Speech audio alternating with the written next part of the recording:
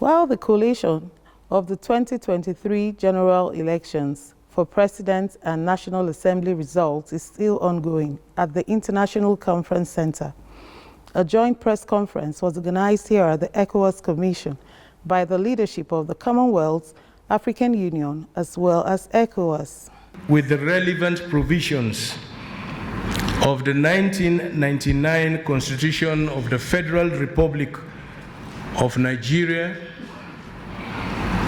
the Electoral Act of 2022, and the Independent National Electoral Commission's regulations and guidelines for the conduct of elections, the Nigerian electorate were called to the polls on the 25th February 2023 to elect the next president of the Federal Republic of Nigeria and members of the National Assembly.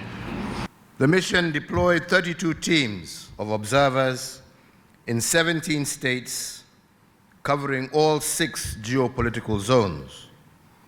The observers visited a total of 438 polling units to observe the opening, voting, closing, and counting procedures in both urban and rural areas.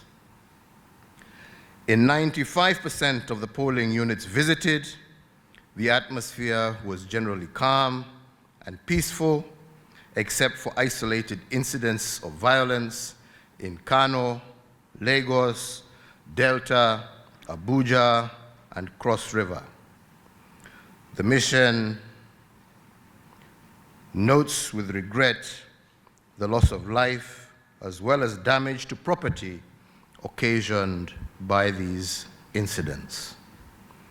The mission also takes note of the positive measures undertaken by INEC to reschedule polls to 26 February 2023 in specific areas where voting could not take place due to insecurity or logistical reasons. The eyes of the continent, the world, have indeed been on Nigeria. It is noteworthy that there was a marked increase in the number of registered voters from the previous election, from 84 million in 2019 to more than 93 million voters. It is noted that these elections took place following the enactment of a new electoral law signed into law exactly a year prior to the conduct of these elections.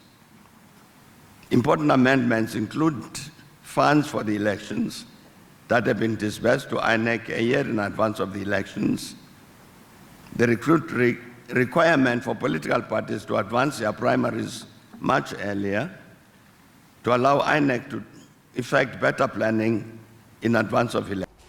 Briefing the media at this joint session, the delegation stated that it was their preliminary findings, noting that the process of collation is still ongoing.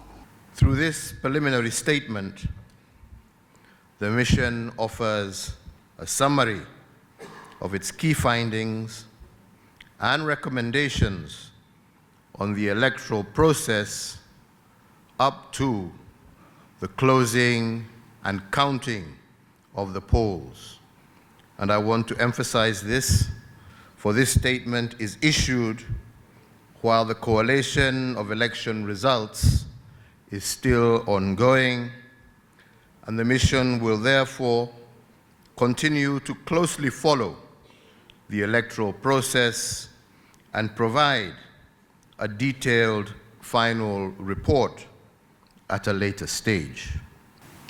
And on the role of polling staff and the polling procedures, the polling staff conducted their duties transparently, although in some cases there were inconsistencies in applied procedures. At some polling units, voters were encouraged to check their names on the voters register before they could join the queue to avoid being turned away from being at the wrong polling unit.